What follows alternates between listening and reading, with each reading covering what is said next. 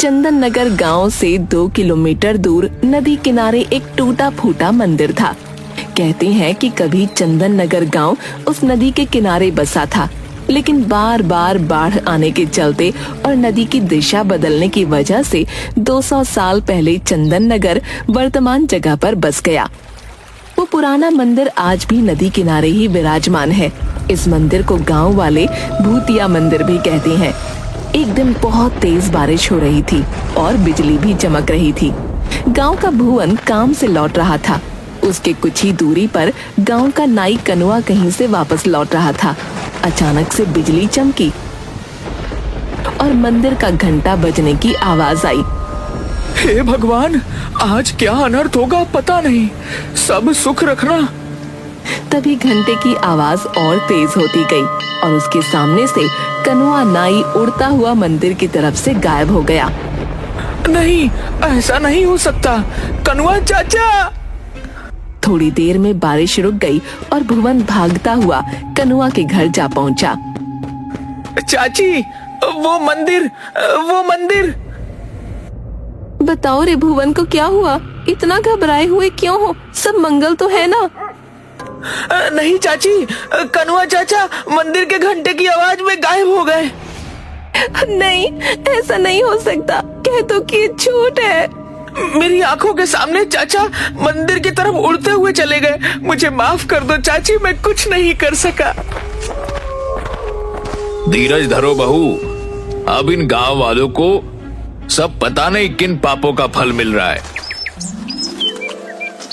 पिताजी, बहुत प्यास लगी है। एक बोतल पानी लाया था, वो दोपहर में ही खत्म हो गया था। जा नदी किनारे जाकर पी ले। क्या पिताजी, 1.5 किलोमीटर पानी पीने के लिए जाऊं? क्यों ना हम अपने खेत में एक कुआं खोद लें। मेरे सपने में भी आता है कि हमारे खेत में एक कुआं है। चल चुपचाप अपना काम कर। जब देखो उल्टा पुल्टा बात करता रहता है, आलसी कहीं का। 1.5 किलोमीटर चलने के चलते इनको खेत में ही कुआं चाहिए। अरे सपना में कुआं दिखता है? कल आलू भी निकलना है, माँ भी आएगी, 2 बोतल पानी भर लेना। माँ देखो ना, बोतल से पानी खेत में गिर गया। प्यास लगी है, क्यों ना हम अपने खेत में कुआं खोदें। सचमुच मेरे सपने में दिखता है कि अपने खेत में एक कुआं है। अब तो शाम हो ही गई है, घर जाकर पानी पी लेना बेटा। माँ, मैं थोड़ा चेतन के पास जाऊंगा, तुम लोग घर चले जाना। मैं उससे मिलकर रात में घर लौटूंगा। रतन और सुनीता घर चले जाते हैं। बंकू अपने दोस्त चेतन से मिलने जाता है। रात में घर पर, बेटी सुमति, पिताजी को थोड़ा खाना दे आ। रात के 9 बज गए हैं, नहीं तो वो सो जाएंगे। पता नहीं ये बंकू कहाँ रह गया। लाओ माँ, मैं दे देती हूँ। रतन के पास जाकर, पिताजी ये लीजिए आपका खाना। ठीक है बेटा, लाओ। बंकू अभी घर लौटा या नहीं अभी तक? नहीं पापा, बंकू भैया अभी तक नहीं आए हैं। तभी पुराने मंदिर के घंटे के बजने की आवाज आती है। आज वर्षों बाद पुराने मंदिर का घंटा बजा था। बहुत दिनों बाद आज फिर पुराने मंदिर के घंटे बज रहे हैं। जरूर कुछ अनर्थ होने वाला है। यह बंकू ना जाने कहाँ रह गया। तभी सुनीता दौड़ती हुई आती है। अजी सुनते हो, बाहर पुराने मंदिर के घंटे बज रहे हैं। अभी तक बंकू भी घर नहीं लौटा। गजब हो गया, जाने क्या होने वाला है। अरे भाग्यवान, आ जाएगा। घंटे की आवाज सुनी होगी तो वह अपने दोस्त के घर ही रुक गया होगा फिलहाल। काश आप जो कह रहे हो वैसा ही हो। अरे पिताजी, आप दोनों घंटे की आवाज सुनकर इतना डरे हुए क्यों हो? आखिर बात क्या है उस घंटे में? उसी समय दरवाजे पर कोई दस्तक देता है। लो, आ गया मेरा बेटा बंकू। भगवान का लाख लाख शुक्र है। सुमति, जब भैया आया है, खोल दे दरवाजा। सुमति जाकर दरवाजा खोलती है। अरे पंडित जी, प्रणाम। हाँ बेटा, मुखिया जी के यहाँ पूजा करवा कर लौट रहा था, तभी पुराने मंदिर का घंटा बजने लगा तो मैं यहाँ आ गया। अरे पंडित जी प्रणाम। आइए आइए, अंदर आइए। बड़े दिनों बाद पुराने मंदिर का घंटा बजा है। पता नहीं किस बदनसीब की किस्मत खराब है। वैसे तुम्हारे परिवार में तो सब सुरक्षित है ना? मुंह क्यों लटका हुआ है तुम्हारा? प्रणाम पंडित जी।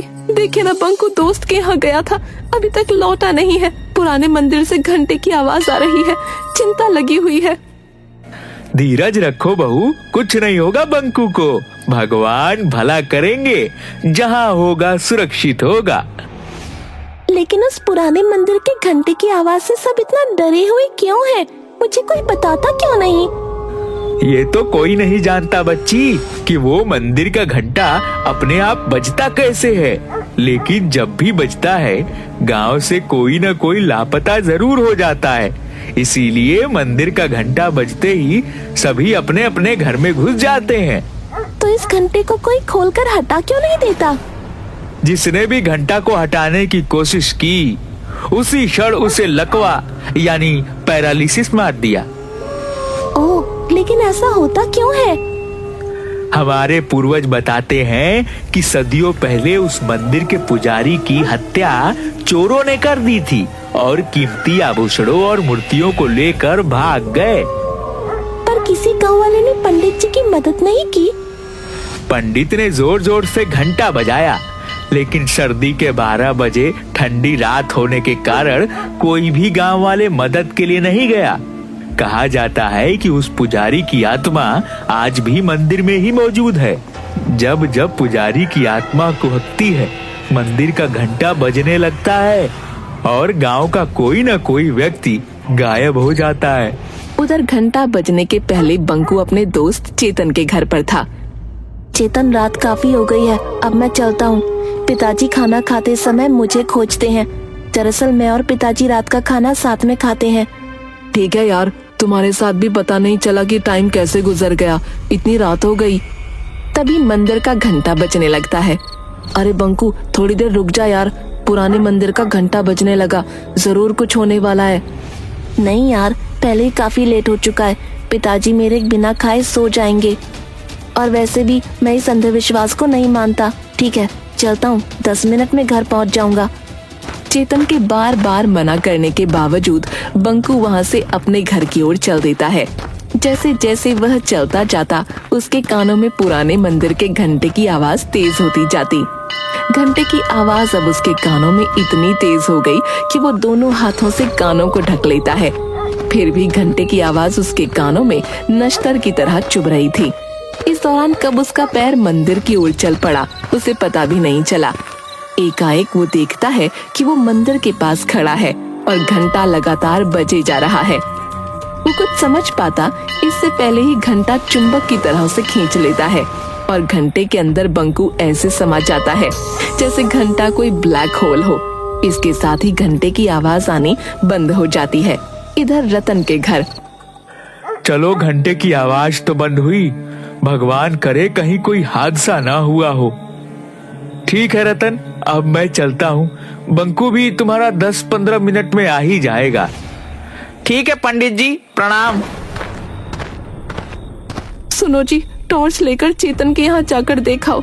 घंटे की आवाज तो बंद हुए आधा घंटा हो गया, बंकू अभी तक घर नहीं लौटा। तुम ठीक कह रही हो सुनीता, मैं अभी जाकर चेतन के घर बंकू को देख कर आता हूँ। सुमति, जरा टॉर्च तो लाना। रतन पूरा रास्ता टॉर्च से बंकू को खोजते हुए चेतन के घर पहुंचा। वो दरवाजा खटखटाता है। अरे अंकल, आप, बंकू तो यहाँ से आधा घंटा पहले ही चला गया, जब घंटा बज रहा था। अभी तक घर नहीं पहुँचा क्या? नहीं बेटा, अभी तक तो बंकू घर नहीं पहुँचा, लेकिन जब पुरानी मंदिर का घंटा बज रहा था तब उसे जाने क्यों दिए? अंकल, मैं बार बार उसे मना कर रहा था कि अभी मत जा, लेकिन वो बोला कि मैं अंधविश्वास में नहीं मानता। मेरे पिताजी मेरे बगैर खाना नहीं खाते और वो उसी समय चला गया। चेतन और रतन दोनों मिलकर बंकू को बहुत ढूंढते हैं, लेकिन बंकू कहीं नहीं मिलता। रतन के घर पर हाहाकार मच जाता है। जैसे तैसी रात गुजरती है। सुबह होते ही रतन के घर पर लोगों की भीड़ उमड़ पड़ती है।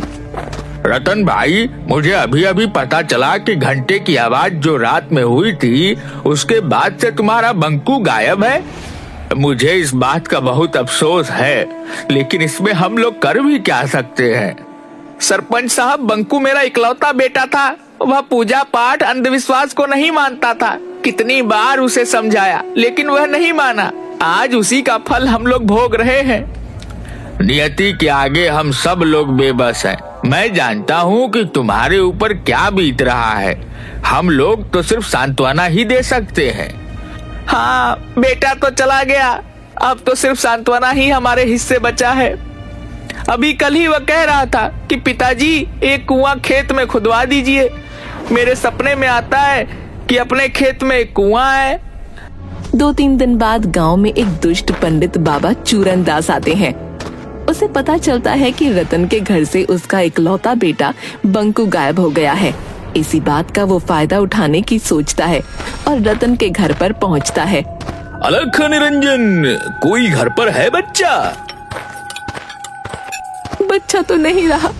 लीजिए महाराज, ये 1 किलो चावल स्वीकार कीजिए। नहीं माता, मैं भिक्षा मांगने नहीं आया। मुझे मालूम है कि तुम्हारा बच्चा पिछले दिनों गायब हो गया है। कोई बात नहीं, हम उसे वापस लाएंगे। महाराज की जय हो। कोई भी उपाय करे महाराज, कैसे भी मेरा बच्चा मुझसे मिलवा दे। नारायण नारायण, तुम्हारा बच्चा तुम्हें जरूर मिलेगा माता। बस थोड़ा सा दान पुण्य करना होगा। घर में जितना भी सोना है उसका त्याग करना होगा। महाराज, सोने जैसे बेटे के सामने ये नकली सोना किस काम का।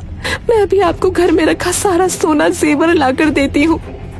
सुनीता घर में रखा सारा सोने का गहना लाकर बाबा चूरन दास को दे देती है। ये लो बाबा, मेरे यहाँ जितने भी सोने के गहने थे वो सब मैं ले आई। रुको, ये कान में मेरी बाली भी ले लो। मुझे मेरे बेटे से मिलवा दो बाबा। अलख निरंजन, अब चलो, हमें पुरानी मंदिर चलना होगा। वहीं तुम्हारा बेटा तुमसे मिलेगा। बाबा चूरन दास सुनीता के परिवार को पुराने मंदिर की ओर ले चल पड़ते हैं। जल्दी ये बात पूरे गांव में फैल जाती है। बाबा चूरन दास बंकू को वापस लाएंगे। जिनके बच्चे या परिवार का कोई सदस्य अभी तक गायब हुए थे, सब अपने अपने घर के गहने लाकर बाबा चूरन दास के पास पहुंच जाते हैं। बाबा, ये लो मेरे घर के सारे गहने, हमारे बच्चे को वापस ले आओ। बाबा, मेरा भी चाचा को वापस ला दो। ये लो गहने, मेरे पिताजी को वापस ले आओ। ये लो गहने। जल्द ही बाबा के पास सोने के आभूषणों का अंबार लग जाता है। आप लोग शांति बनाए रखें, सभी को उसके परिजन मिल जाएंगे। अभी हम एक हवन करेंगे। चूरन दास मास्क पहनकर हवन में कुछ भस्म फेंकता है, जिससे पूरे मंदिर परिसर में धुआं फैल जाता है और धुएं में सारे लोग बेहोश हो जाते हैं। चूरन दास फौरन सारे जेवर समेटकर एक बोरे में भरकर भागने लगता है। तभी मंदिर में टंगे घंटे से एकाएक किरणें निकलती हैं और चूरन दास वहीं पर अपाहिज हो जाता है। थोड़ी देर बाद सभी को होश आता है। मुझे बचा लो, कोई मुझे बचाओ, मैं पूरी तरह अपाहिज हो चुका हूँ। मैंने तुम लोगों के साथ धोखा किया है। हे भगवान, अब किसी के साथ धोखा नहीं करूँगा। दुष्ट पंडित, तुम्हारी यही सजा है। तुमने कई लोगों के भावनाओं को धोखा दिया है। अब पड़े रहो यहीं। उधर सुनीता ने रात में कहा था कि उसके बेटे की आखिरी इच्छा खेत में कुआं खुदवाने की थी, इसलिए रतन बंकू को याद कर खेत में कुआं खोद रहा होता है। तभी उसे जमीन के अंदर से कुछ मूर्तियां और आभूषण मिलते हैं। वो इसकी खबर सरपंच और पंडित ज्ञानचंद को देता है। जरूर यह मूर्तियां वही पुराने मंदिर की है जो सैकड़ों साल पहले गायब हुए थे। शायद चोरों ने इसे यहाँ पर छुपा रखा था। अगर ऐसी बात है तो पंडित जी, इन मूर्तियों को गंगा जल से धोकर फिर से वहीं स्थापित किया जाए। पंडित ज्ञानचंद उन मूर्तियों को फिर से पुराने मंदिर में प्रतिस्थापित करवा देता है। तभी जोर से घंटे बजने लगते हैं। सभी लोगों में हाहाकार मच जाता है, क्योंकि सभी आज घर के बाहर मंदिर के पास खड़े थे। तभी अचानक सुमति चिल्लाती है, अरे माँ देखो, घंटे में से बंकू भैया निकल कर आ रही हैं। अरे ओ गिरधारी मेरे भाई, बरसों पहले तुम बिछड़ गए थे। जय हो देवी माँ, तेरी लीला अपरंपार है। अरे रामधन भी, सभी लोग निकल रहे हैं। आप आ गए, मुझे यकीन था आप आओगे। घंटे में से गायब हुए लोगों को निकलता हुआ सब देख रहे थे।